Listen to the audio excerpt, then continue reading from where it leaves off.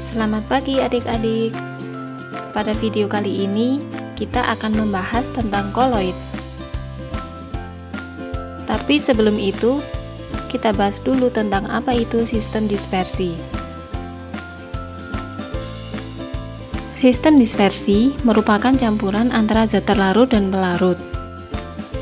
Zat terlarut dinamakan fase terdispersi, sementara zat pelarut dinamakan medium pendispersi. Sistem dispersi dikelompokkan menjadi 3. Yang pertama adalah dispersi kasar atau biasa disebut dengan suspensi. Suspensi merupakan campuran heterogen antara fase terdispersi dengan medium pendispersi. Kita ambil contoh air sebagai medium pendispersi dan tepung terigu sebagai fase terdispersi. Jika terigu dimasukkan ke dalam air dan diaduk, terigu tidak dapat larut. Tepung terigu akan mengendap jika didiamkan beberapa saat akibat pengaruh gravitasi. Yang kedua adalah dispersi halus atau biasa disebut dengan molekuler atau larutan sejati. Dalam larutan sejati, terbentuk campuran homogen karena fase terdispersi dapat larut sempurna dalam medium pendispersi. Contoh dari larutan sejati adalah gula sebagai fase terdispersi dan air sebagai medium pendispersi. Saat gula diaduk dalam air, kedua zat tercampur dengan sempurna sehingga tidak meninggalkan endapan dan tidak dapat disaring.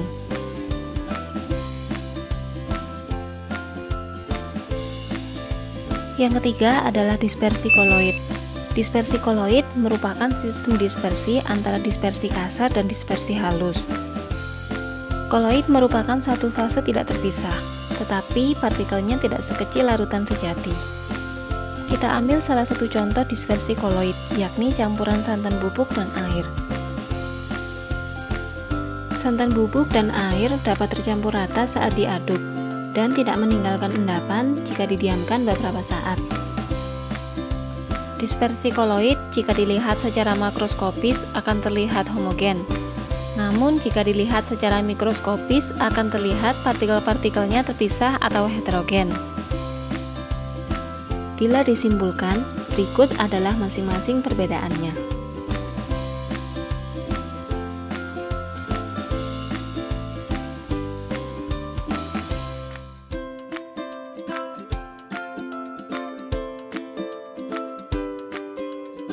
Contoh dari koloid selain santan adalah susu, saus, mentega, tinta, busa sabun, dan masih banyak lagi. Sifat-sifat koloid. Beberapa di antara sifat koloid adalah yang pertama, efek Tyndall. Efek Tyndall adalah peristiwa penghamburan cahaya oleh partikel-partikel koloid. Berbeda saat larutan sejati disinari cahaya akan tembus. Ketika suatu koloid disinari oleh cahaya, maka cahaya akan dihamburkan. Hal ini dikarenakan partikel koloid yang relatif besar, sehingga memantulkan cahaya yang jatuh padanya. Contoh efek Tyndall dalam kehidupan sehari-hari adalah langit berwarna biru di pagi hari dan jingga di sore hari.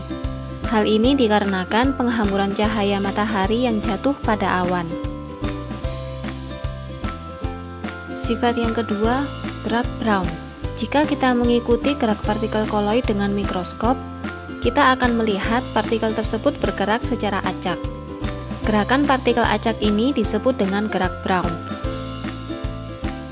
Robert Brown, seorang penggagas gerak Brown ini tidak dapat menjelaskan mengapa partikel ini bergerak secara acak. Hingga akhirnya pada tahun 1905, Albert Einstein menemukan jawaban bahwa gerakan Brown ini terjadi karena tumbukan partikel yang tidak merata. Adsorpsi adalah proses penyerapan zat di permukaan zat lain. Zat-zat yang telah terdispersi dalam koloid memiliki sifat listrik pada permukaannya. Partikel-partikel ini membentuk gaya tarik-menarik sehingga dapat mengikat partikel-partikel zat asing. Peristiwa penempelan zat asing ini dinamakan adsorpsi. Sifat adsorpsi juga ada di dalam tubuh kita. yakni karbon aktif dalam obat-obatan yang masuk ke dalam usus dan lambung, membentuk sistem koloid yang dapat mengabsorpsi gas dan racun. Sifat koloid selanjutnya, koagulasi. Koagulasi adalah proses perubahan cairan atau larutan menjadi gumpalan lunak, baik sebagian ataupun keseluruhan. Jenis-jenis koagulasi diantaranya koagulasi mekanis, yakni penggumpalan koloid melalui pemanasan atau pendinginan dan pengadukan.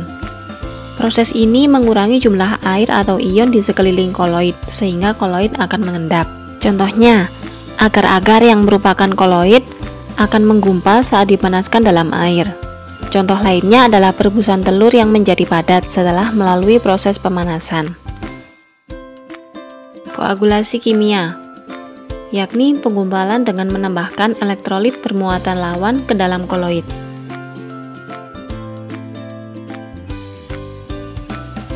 Pada ilustrasi berikut adalah gambar susu yang termasuk koloid dicampur dengan perasan jeruk nipis yang mengandung asam. Saat perasan jeruk nipis masuk ke dalam susu, akan terjadi proses penggumpalan atau koagulasi, dikarenakan perubahan tingkat keasaman. Pembahasan selanjutnya adalah koloid pelindung, yaitu koloid yang dapat melindungi koloid lain. Tidak semua koloid mengalami penggumpalan saat dicampur dengan koloid lain. Koloid pelindung membentuk lapisan di sekeliling partikel koloid, sehingga melindungi partikel koloid tersebut. Contohnya, kafein pada susu dan gelatin pada es krim untuk mencegah penggumpalan.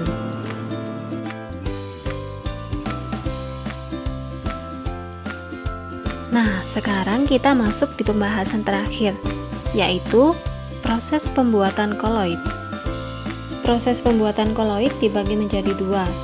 Yang pertama adalah cara kondensasi. Cara kondensasi dipakai untuk mengubah larutan menjadi koloid. Cara kondensasi artinya mengubah partikel zat halus menjadi lebih besar dengan menambahkan ion, molekul, atau atom lain. Ada 4 cara kondensasi, yaitu yang pertama, reaksi hidrolis, yaitu reaksi suatu zat dengan air. Yang kedua, reaksi oksidasi atau redoks, yaitu reaksi suatu zat disertai perubahan bilangan oksidasi pada unsur-unsur yang terlibat. Yang ketiga, penggantian pelarut, yaitu reaksi di mana zat tersebut dijenuhkan terlebih dahulu lalu dilarutkan sehingga membentuk koloid. Yang keempat, dekomposisi rangkap, yaitu reaksi penguraian suatu zat menjadi zat yang lebih sederhana. Proses pembuatan koloid yang kedua, dispersi. Dispersi dipakai untuk mengubah suspensi menjadi koloid. Cara dispersi artinya menghaluskan partikel-partikel makroskopis menjadi partikel yang bersifat mikroskopis. Ada 3 cara dispersi, yaitu yang pertama cara mekanik, di mana partikel-partikel yang besar dihaluskan, kemudian dicampur dengan medium pendispersi dan diaduk. Yang kedua, cara peptisasi, yaitu proses dispersi dibantu dengan zat peptisasi atau zat pemecah.